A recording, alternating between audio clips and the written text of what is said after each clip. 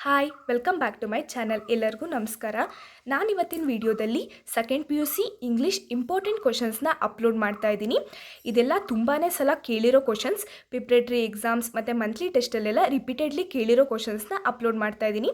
ನೀವು ಇದನ್ನ ಓದ್ಕೊಂಡಿರಿ. ಇದೇ ಕ್ವಶನ್ಸು ಫೈನಲ್ ಎಕ್ಸಾಮಿಗೆ ಬರೋ ಚಾನ್ಸಸ್ ತುಂಬಾ ಇದೆ. ಯಾಕಂದರೆ ಪದೇ ಪದೇ ಈ ಕ್ವಶನ್ಸ್ನೇ ಕೇಳ್ತಾನೆ ಇದ್ದಾರೆ ಬೋರ್ಡಿಂದ.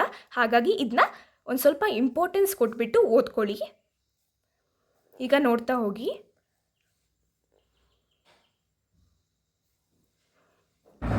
ಇದು ನಿಮ್ಮೆಲ್ಲರಿಗೂ ಗೊತ್ತು, ರೋಮಿಯೋ ಆ್ಯಂಡ್ ಜೂಲಿಯೆಟ್ ಚಾಪ್ಟರಿಂದ ಬಂದಿರೋದು.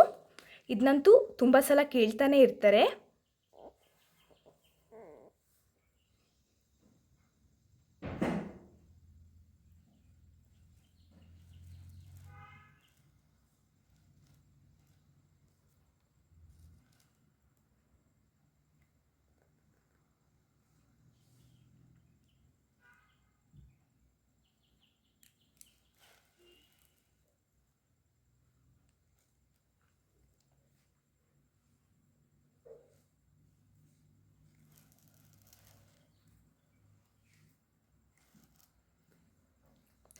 ಇದು 3 ಟೈಮ್ಸ್, 5 ಟೈಮ್ಸ್ ಅಲ್ಲ, 3 ಟೈಮ್ಸ್. ಕರೆಕ್ಟಾಗಿ ನೋಡ್ಕೊಳ್ಳಿ, ಸ್ವಲ್ಪ ಮಿಸ್ ಆಗಿದೆ.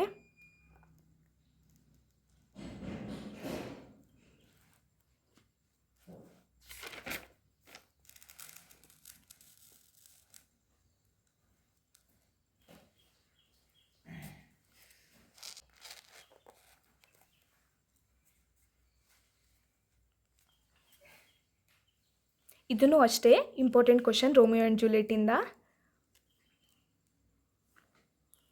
ಇದು 2 ಡಿಯರ್ದು.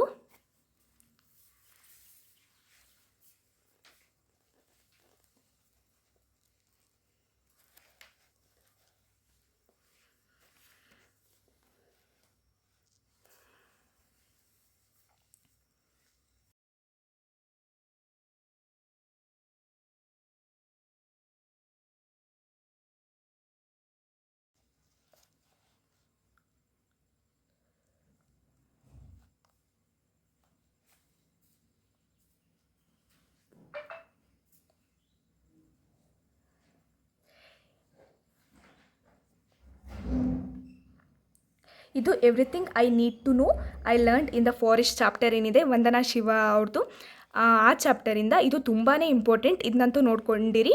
ಮೇ ಬಿ ಈ ಸಲ ಆ್ಯನ್ಯುವಲ್ ಎಕ್ಸಾಮಿಗೂ ಕೇಳಿದ್ರು ಅನಿಸುತ್ತೆ, ನೋಡ್ಕೊಳ್ಳಿ. ಇದು 2 ಪಾಪ್ಯುಲರ್ ಕೋರ್ಸಸ್.